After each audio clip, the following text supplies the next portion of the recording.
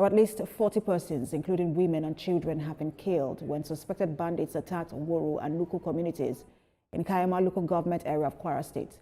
Several houses were also said to have been razed during the violent invasion that occurred Tuesday evening, leaving many families in mourning. Sources say troops of the Nigerian Army, alongside forest guards, have been deployed to the affected communities to restore calm and prevent further attacks. It was gathered that the attackers stormed the communities from Borgu, in neighboring Niger State.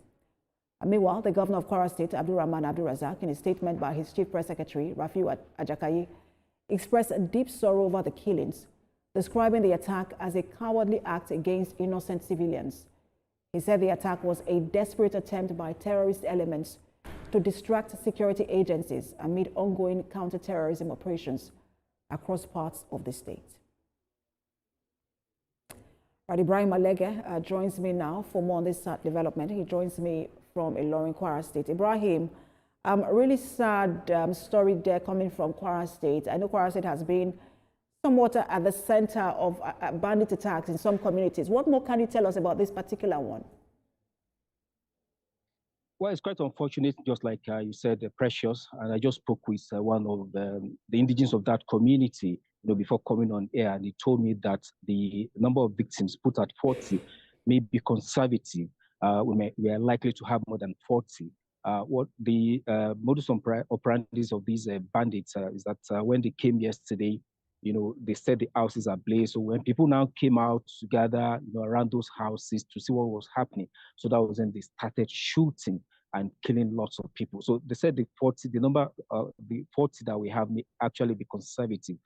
But for now, the security operatives have been dragged to that location, the two places, so that they ensure that the other people are safe. And from what I'm seeing within the government house here, it's likely that the governor may equally visit them, because I can see a lot of activities going on now. Although the governor is not in town, we're expecting that any moment from now he might be in, and it has to be there to kind of comfort the people of that community. And recall that that place actually is a neighboring community to Niger State, and of course is equally a border community, bordering Benin Republic. So that place is actually strategic, and of course all efforts have to be put in place to ensure that that particular area is actually safe. Ibrahim, do we know beyond people who were killed, which is quite sad? 40 is a lot, and you were saying that that's even conservative. But I also wanted to find out if we know if anyone was taken. Well, we do not know that for now, because what we understand was that they came, actually to preach. They said they are already written to them that they wanted to preach on the need for people to jettison the Nigerian constitution, but certainly follow some certain religious doctrine. But the people who are kind of not too, at peace with these, are saying that that's not what Islam preaches. Islam preaches that you should follow your leaders. So why would you now tell us that we should jettison the Nigerian constitution? So that was what they said actually infuriated these people. They said their houses are ablaze and also shot them. They planned coming like 2 or 3 weeks ago, but eventually they didn't come. And maybe that was just a tactics, because the security operatives were around, during that time. So they had to wait until the security had kind of left the place before they now, struck yesterday. And in terms of security, what do we know about, do we have a brief on what the security looks like there now? Do we have deployment of security agencies or agents there at the moment? Yes, absolutely. Men of the Nigerian Army, we understand, are currently there. And of course, the newly recruited forest guards, they are equally there now, mounting surveillance, in these two communities. Just a lot of questions, because you mentioned forest guards. I also wanted to find out, is there any sort of, do you have a police station around there? Do you have the forest guards?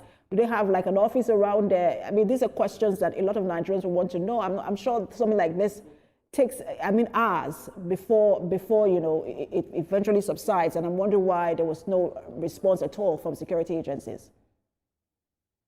Yes, these communities are actually local communities. They are not the local government headquarters where you are likely to have police stations and of course security, patrol as well. So, but I recall that in 2015, the Nigerian Army deployed some troops to that location, particularly bordering Kainji Lake from Niger State.